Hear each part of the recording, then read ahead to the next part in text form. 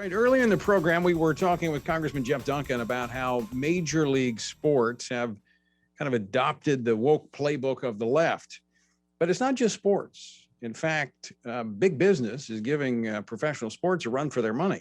Last week, more than 300 corporate leaders and celebrities put their names to a statement titled, "We Stand for Democracy." It ran as a 2-page ad in the New York Times and other publications.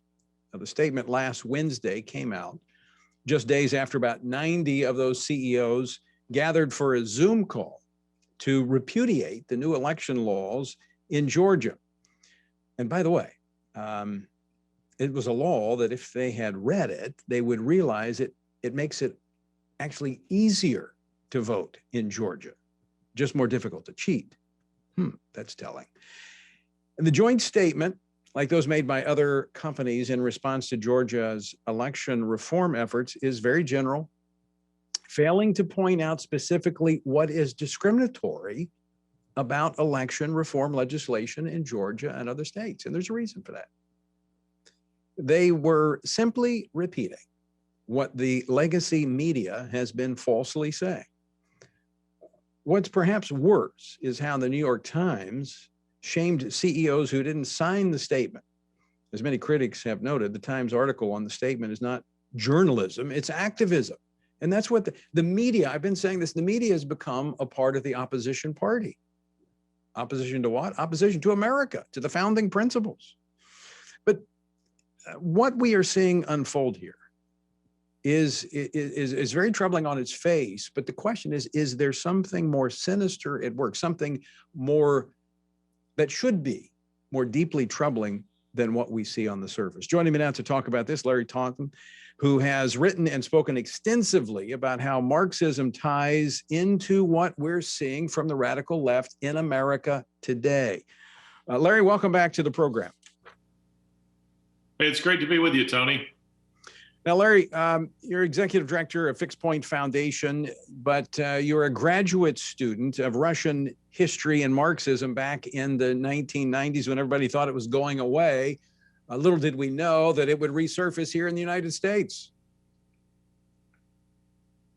Yeah, when I was getting my master's degree and working on my PhD, I recall people telling me, Tony, I've said this on your show, that, this was a waste of time. I mean, Marxism was dead. The Soviet Union had collapsed in 91. And here I was in the mid 90s, studying the subject. Little did I know that that I'd be applying that to the American political landscape. This, I think we have a graphic of this full text of the statement that ran in the New York Times and other publications. We stand for democracy, a government of the people, by the people, a beautifully American ideal, but a reality denied to many for much of this nation's history. As Americans, we know that in our democracy, we should not expect to agree on everything. However, regardless of our political affiliations, we believe the very foundation of our electoral process rests upon the ability of each of us to cast our ballots for the candidates of our choice. For American democracy to work for any of us, we must ensure the right to vote for all of us. We all should feel a responsibility to defend the right to vote and to oppose any discriminatory legislation or measures that restrict or prevent any eligible voter from having an equal and fair opportunity to cast a ballot. I mean, look, I think every American who is a registered voter and has the legal right to vote should have the assurance that that vote will count. It will not be diluted by illegal votes. And that's something that these CEOs stop short of. Yes, they do. As you pointed out, many of these corporate heads have not read this legislation.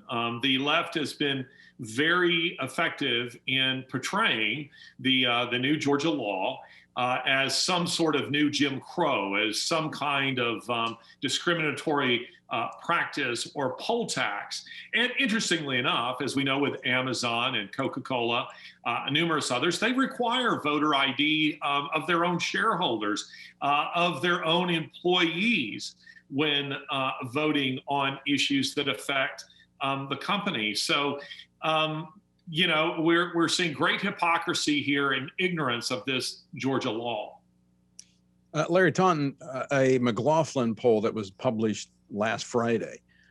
In that poll, 3/4 of all voters, 78%, actually more than 3/4, support voter ID requirements in elections, which require voters to present a valid government-issued issued form of identification to prove they are who they say they are when they are voting or requesting a ballot. I mean, the American people see this.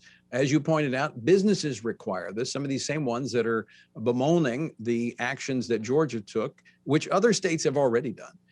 So what's really at play here? What's going on?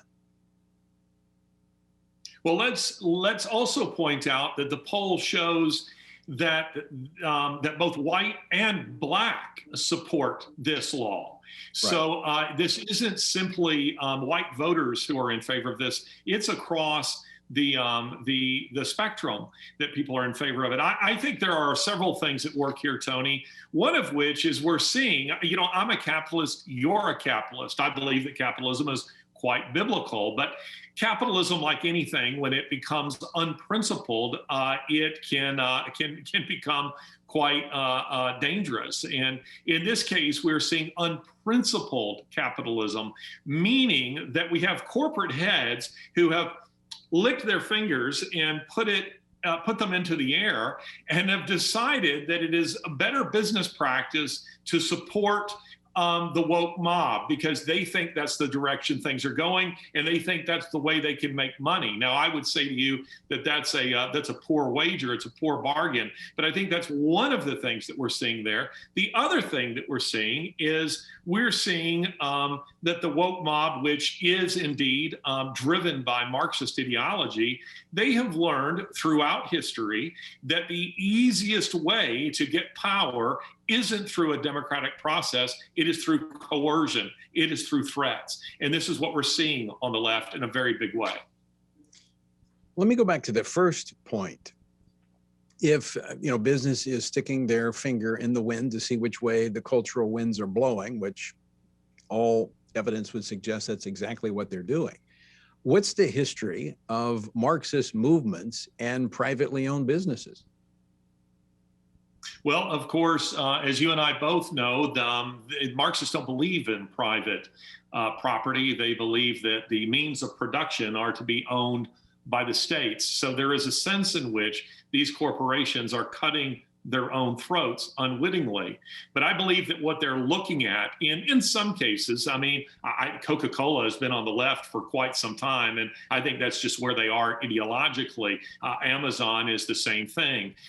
Google, for example, they're driving some of what we're seeing on the left. So I think their motivations are driven by their own ideological commitments. But I believe that there are many others who are bowing to this pressure because they think it's the easier path, because they see what is happening to those corporations or those individuals. Mike Lindell is the poster boy of this, where he was canceled by corporate America, and they don't want to be the next in line.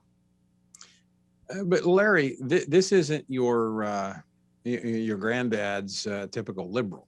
I mean, we're talking about a new left that is quite frankly not been seen to this degree in the United States before. I mean, we're seeing. Look what's happening in law enforcement. We've talked about that, about how, when the police do their job and sometimes do it well, sometimes they don't do it so well, but we burn cities. I mean, that is undermining the rule of law. Do corporations really think that this new leftist agenda, this Marxist agenda, will stop at the door of corporate America? I think that answer would vary from one corporation to the next. But, in my own conversations, Tony, with heads of major companies in this country, even those heads who are conservative, I sense fear on their part. They fear their employees. They fear bad reviews. They fear their shareholders. They fear being canceled. I mean, increasingly, even conservative companies are not interested in backing or sponsoring conservative efforts. Mhm. This is a major problem, and it's something that we absolutely have to address, because whether they realize it or not, this isn't going to stop with them bending the knee on this issue. It'll just be another and then another and another. And again, as we pointed out, Marxists are not big fans of private property and profit, unless, of course, it belongs to them.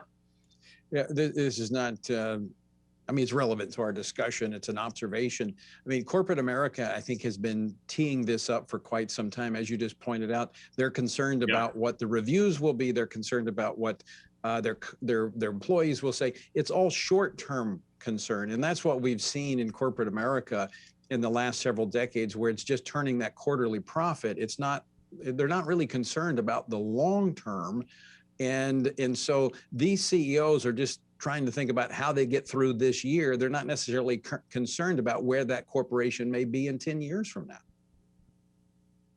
Yeah, and I think that much of corporate America, Tony, has been caught unaware by this. Now, that seems surprising to people like you and me, I mean, because we follow these kinds of things on a regular basis. But I think your typical corporate head in America has not thought that he was going to have to weigh in on political issues in a very big way, and now they find themselves in a circumstance that feels dangerous, untenable.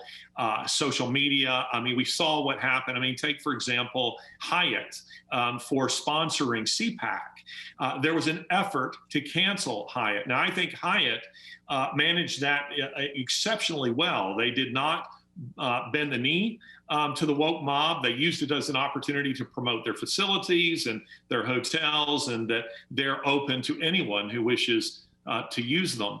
But most are not handling it as well as Hyatt has handled it. And until people on the right, until conservatives have their equivalent kind of meeting of the sort that you opened this segment with 300 corporate heads getting on the phone and talking about how they can use their combined might to cancel an entire state's election law, I think we're going to continue seeing this gain momentum on the left.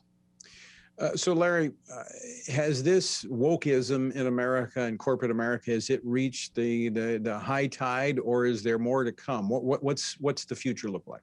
I think it's going to get much worse, actually, until conservatives, let me put it this way. I think we're seeing the tail wag the dog. I think conservatives are the dog in this case, not the tail. And we have a much greater potential. We have much greater numbers, but we're much less organized. The left is exceptionally well organized, exceptionally well funded, and utterly dedicated to their cause. Until we have similar unity and organization on our side, I think this is just going to get worse. Or maybe we should be like a Doberman with a clipped tail. Won't have to worry about the tail wagging the dog. There you go. I want to switch gears here. You spent the last 2 months in South America looking at the southern border crisis from the other side. What did you see? You know, it's funny, Tony. I found myself thinking, we keep talking about a border crisis, all these people who are coming to the American border, but no one seems to be asking, why are they coming to our border? I mean, if cattle were stampeding across your property, you would want to know what is going on that is causing this. Is there a brush fire? Are there poachers? What is causing it? So yes, I went to the other side of the border. I crisscrossed South America. And in talking to refugees, what you discover, Tony, is that they're fleeing socialism and unreasonable lockdowns in search of freedom. So I would then say that it looks like the Democratic Party is doing everything they can to stem that flow, because they're taking those socialist principles and trying to put them into play here. Well, the interesting thing is here, Tony, is I think that Republicans have to get their messaging right on immigration. I mean, we believe in a sensible immigration law. We don't believe in letting the criminal elements in, the cartels and things of this nature. However, we do need immigrants. The same corporate heads I was speaking of before will tell you that their labor force is desperate for many of them. However, I think that many of the immigrants that I'm speaking to in Colombia, in Brazil, in Venezuela, who are escaping those places, Panama, they're not naturally predisposed to being Democrats, meaning they're generally from Catholic backgrounds, hardworking, family-oriented, aren't used to government subsidies, and know what socialism is and hate it. But when they are given the impression that Republicans are opposed to them no matter what, and Democrats are open to them, given those two choices, they're going to lean towards the Democratic Party. Larry, we got to leave it there. We're out of time. As always, great to talk with you. Thanks so much for joining us today. Hey, thank you, Tony. It's a delight to be with you too.